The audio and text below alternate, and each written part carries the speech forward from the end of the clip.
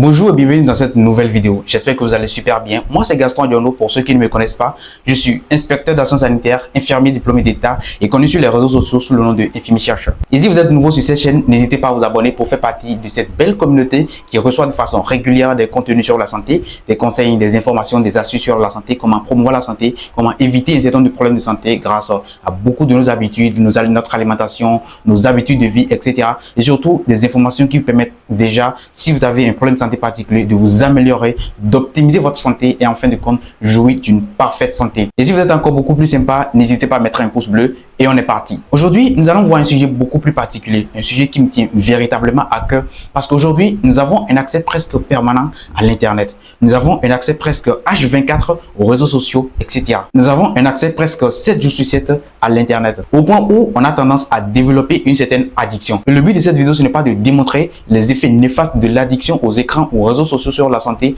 mais de développer quelque chose de beaucoup plus important que ça. Récemment, en 2025, l'agence We Are Social, en partenariat avec Melweather, ont fait une petite enquête sur l'utilisation de l'Internet. Ils ont constaté qu'un adulte en moyenne utilise aujourd'hui 6h38 minutes l'Internet, ce qui représente environ 40% de son temps d'éveil. Et pendant ce temps, nous avons tous un problème de santé. Nous avons tous un problème de santé qui nous embête presque tout le temps. Nous avons toujours un souci de santé qui nous embête presque tout le temps, soit un parent, un ami, notre enfant, notre famille, etc. Mais presque jamais nous avons l'intuition d'aller sur l'Internet pour aller rechercher de très belles informations susceptibles de nous aider à sortir de cette difficulté en matière de santé que nous avons. Récemment, j'ai fait un petit sondage en milieu hospitalier.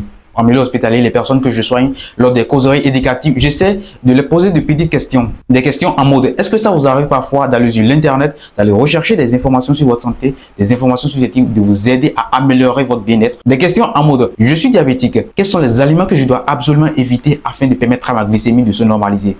Je suis diabétique. Qu'est-ce que je dois consommer comme petit déjeuner? Je suis diabétique. Quel est le dernier repas? Quelle catégorie d'aliments je dois prendre en dernière position dans la journée? À quelle heure dois-je prendre mon dernier repas dans la journée? Un autre exemple encore, je suis un hypertendu, je souffre de l'hypertension artérielle. Quels sont les aliments que je dois prendre? Comment contrôler la quantité de sel dans mon assiette afin de permettre à ma tension artérielle de se normaliser, afin d'aider les médicaments que je suis en train de prendre d'avoir une bonne efficacité. Un troisième exemple encore, je suis un drépanocytaire. Quels sont les conseils que je dois absolument suivre? Quelles sont les astuces qu'il faut respecter? Quelles sont les informations à savoir pour améliorer les crises vaso-occlusives? Qu'est-ce que je dois manger? Quelles sont les touches que je dois apporter à mon alimentation pour quand même jouir d'une parfaite santé, pour améliorer ma santé ou encore plus précisément espacer la fréquence de survenue des crises vaso-occlusives? Des crises qui surviennent et parfois les soignants sont obligés de m'injecter des drogues. Et à ma grande surprise, c'est seulement 4 sur les trentaines de personnes enquêtées qui ont répondu oui à cette question. Et c'était déjà pas mal, mais la prochaine étape constituait d'aller chercher quelles sont les sources que ces gens-là consultent. Parce qu'une chose est de vouloir avoir l'information, mais l'autre chose est d'aller toquer à de très bonnes sources. Vous ne pouvez pas prendre une information sur Facebook et être sûr à 100% de ça. Vous ne pouvez pas prendre une information sur TikTok et être sûr à 100% de ça. Vous ne pouvez pas prendre non plus une information sur Wikipédia et être sûr à 100% de ça. Même Google qui est là, vous ne pouvez pas prendre les informations n'importe comment parce que sur Google, il y a beaucoup qui publient. Et surtout, lorsqu'il s'agit des questions de santé délicates comme ça, il faut être très prudent. Et donc, je leur ai demandé quelle est la source la plus courante ou encore quelles sont les plateformes sur lesquelles vous essayez de faire vos recherches. Et ils m'ont dit Google. Les 4 personnes m'ont dit Google. C'était déjà pas mal, c'était déjà bien d'avoir l'idée d'aller chercher l'information. Je les ai félicités pour ça. Et en même temps, je leur ai expliqué les risques liés à la recherche sur Google. Comme une fois, tout le monde peut y publier. Vous pouvez tomber sur des informations de Wikipédia qui ne sont pas forcément vérifiées, surtout lorsqu'il s'agit des questions de santé très délicates. Ils sont contents, je les ai beaucoup plus orientés. Et pour les autres fois, j'espère qu'ils vont complètement changer. Ils vont mieux s'instruire sur des questions de santé, sur le problème de santé et surtout en toquant à des très bonne source. La réalité, c'est qu'aujourd'hui, lorsque nous nous connectons sur les réseaux sociaux, l'algorithme, de par nos habitudes de navigation, commence automatiquement à nous proposer des contenus de distraction, des contenus de divertissement, les rumeurs, les news, les actualités et tout ce qui va avec. C'est bien de se distraire, c'est bien de s'informer sur les actualités, mais trouvez toujours un petit créneau pour vous cultiver sur de la santé. Trouvez toujours un peu de temps pour aller rechercher des sujets de santé intéressants, d'aller rechercher des conférences, des podcasts, des actualités, des vidéos YouTube qui parlent des questions de santé et beaucoup d'informations très indispensables que quand vous ne les savez pas, vous tombez dans des erreurs et sur le long terme, on finit forcément par payer et surtout très cher. Il est très important d'avoir l'information aujourd'hui, de prévenir que de guérir. Parce qu'il y a beaucoup de maladies aujourd'hui que une fois les chopées, c'est dangereux. Généralement, le traitement est à vie et c'est difficile. Lorsque vous choisissez l'hypertension artérielle aujourd'hui par exemple, et vous ne connaissez pas les moyens de prévention, vous ne connaissez pas les actions qui permettent d'éviter ce mal, une chose est sûre, vous évoluez dans votre vie comme n'importe quelle autre personne, comme une personne ordinaire. À un certain âge, le mal va commencer par vous choper parce que vous n'êtes pas préinformé. On vous dit par exemple de contrôler la consommation de sel, surtout à partir d'un certain âge. Si vous ne respectez pas ces conseils, une chose est sûre, à un certain âge, vous allez forcément commencer à tomber dans de gros pièges pareils. Sur Google aussi, vous avez beaucoup de pages web, vous avez par exemple la page de l'Organisation mondiale de la santé et beaucoup d'autres pages. Lorsque vous les regardez, vous constatez en même temps que ce sont des pages dirigées par des professionnels de santé. Vous essayez de suivre ces pages, de poser vos préoccupations, vous aurez de très bonnes sources. Ou encore, la plateforme la plus éducative que je puisse proposer, c'est YouTube. Lorsque vous tapez sur YouTube votre problème, vous aurez plus ou moins en général, beaucoup de solutions. Mais essayez de trier. Vous allez voir des solutions, des pages, des chaînes qui sont dirigées par des professionnels compétents, des professionnels du domaine. Ils vont forcément vous éclairer et vous aurez beaucoup plus de clarté. Ça vous permettra d'éviter beaucoup d'habitudes, beaucoup de décisions nocives que vous auriez déjà prises, beaucoup de mauvaises habitudes que vous auriez déjà mises en place si vous ne connaissez pas les clés, les conduites à tenir dans de pareils soucis, devant de petits problèmes. Vous êtes asthmatique par exemple et vous n'avez presque jamais suivi une conférence, un podcast, une communication par des spécialistes sur la question de l'asthme. C'est dangereux, ce n'est pas du tout bien.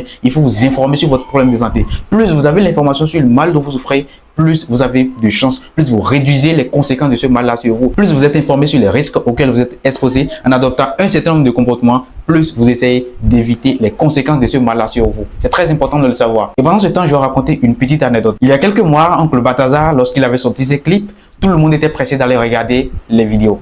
Et pendant ce temps, j'avais mon Telegram, je me connectais presque tout le temps. Et chaque jour, presque chaque jour, chaque seconde, chaque minute, je recevais des notifications des gens. Kodjo vient de rejoindre Telegram. Isidore vient de rejoindre Telegram. Isabelle vient de rejoindre Telegram, etc.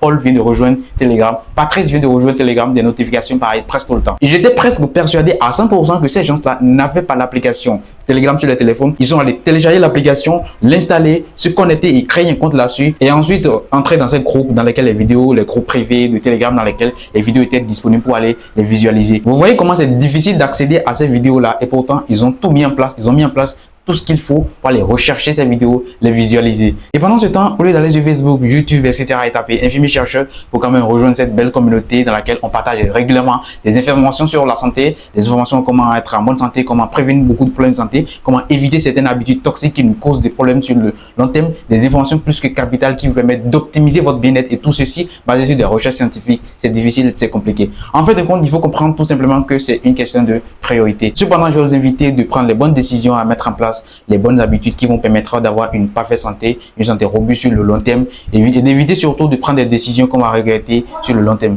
d'éviter les décisions qui vont nous arranger seulement sur le court terme au détriment du long terme. Essayez de suivre des podcasts, des vidéos YouTube, d'éducation sur la santé, sur des questions de santé. Je suis drépanocytaire, qu'est-ce qu'il faut faire pour espacer les crises? Je suis hypertendu, ou même si je n'ai aucun problème de santé quand même, allez suivre les plateformes de sensibilisation. Ça vaut toujours mieux de prévenir que de guérir. Allez rechercher des sujets comme la sédentarité qui est un mal très silencieux. Aujourd'hui, les gens meurent très jeunes pour des problèmes de santé, des personnes adultes à cause de la sédentarité. On n'est pas du tout mobile aujourd'hui. Il y a des gens, vous les voyez, ils ont à peine 20 ans, mais déjà tellement gros qu'on a tendance à les assimiler à des gens de 30 ans. Ils sont malades. J'ai fait une vidéo sur la sédentarité qui est le mal du siècle d'ailleurs, parce que c'est quelque chose qui est répandu de par le monde, mais qui tue de façon progressive. C'est hyper important d'aller rechercher ces conseils-là, d'aller lire cette vidéo et surtout de mettre en pratique les conseils que j'ai eu à mettre dedans. Lorsque vous avez un certain âge, vous devez avoir un poids correspondant. Lorsque vous avez un certain nombre de tailles, vous devez avoir un poids correspondant. J'ai expliqué tous ces détails là-dedans. Ça vous permettra d'éviter beaucoup d'habitudes qui vous créent des problèmes sur le long terme. C'était Gaston Dionou, inspecteur d'Action sanitaire. Si vous avez aimé la vidéo, n'hésitez pas à vous abonner et surtout à véhiculer l'information aussi fort que possible pour qu'ensemble, on puisse sensibiliser un maximum de personnes possible. Prenez soin de vous et à la prochaine.